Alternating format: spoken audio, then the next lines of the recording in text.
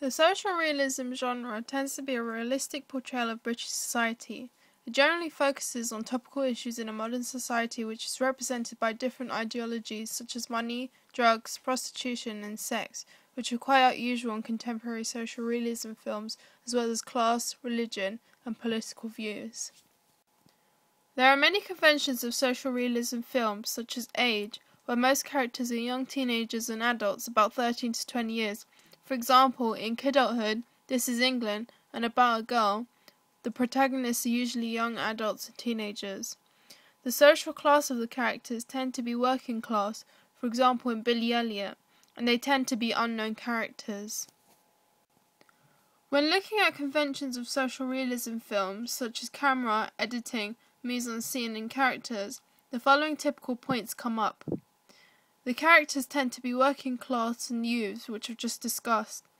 The camera angles are usually point of view and handheld, as well as the involvement of tracking to get the audience in action with the character. Very simple cuts are used with no effects to add realism, as well as cross-cutting between characters and their individual storylines.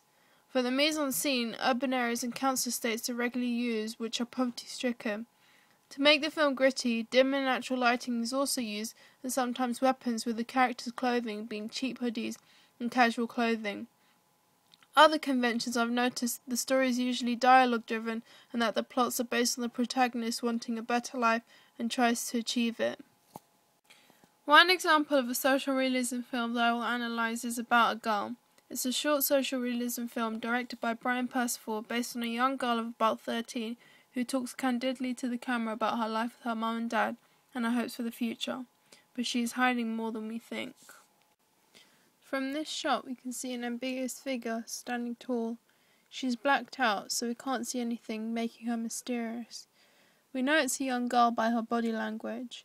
She starts the film off by singing and dancing. The cloudiness can reflect her emotions, and also the dark silhouette can give us an idea of what may be a dark plot, or this character is carrying a dark secret. This mid-shot introduces us to the character, a young female white girl.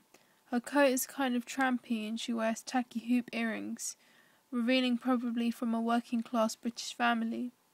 Looking at the background we can see it's dark and dingy. Very dim natural lighting is used to give it a gritty look, and these are all typical conventions of a social realism film. This mid-shot reveals two important characters, the protagonist and presumably her father. From this shot we can see that she is being ignored, giving us the impression that her father doesn't want her there, but is obliged to take her out. The camera has cleverly blurred out everything but the two characters, which give them importance of the scene. This long shot reveals her loneliness and how a lot of the time she's ignored. We can see from the shot that she's been left outside, waiting for her father as it's a pub. The grey cloudiness adds negativity to the scene, and everything looks realistic, nothing artificial. We are now introduced to the mother. The fact that she's blurred out gives the fact that the protagonist is blurred out gives the mother importance. Her character is portrayed to be neglectful.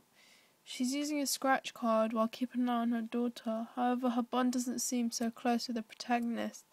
The area in this shot looks poverty-stricken and her clothes are similar to the protagonist, implying that they aren't a wealthy family. This shot centers around the protagonist's emotions. As it is a close-up, her face reveals her inner feelings. Social realism films tend to use close-up shots to allow the audience to empathise with the character. From the bottomed outside it looks nighttime, and so the fact that a 13-year-old girl is out on her own in the night shows her family are too wrapped up in their own difficulties than to be extra protective over her.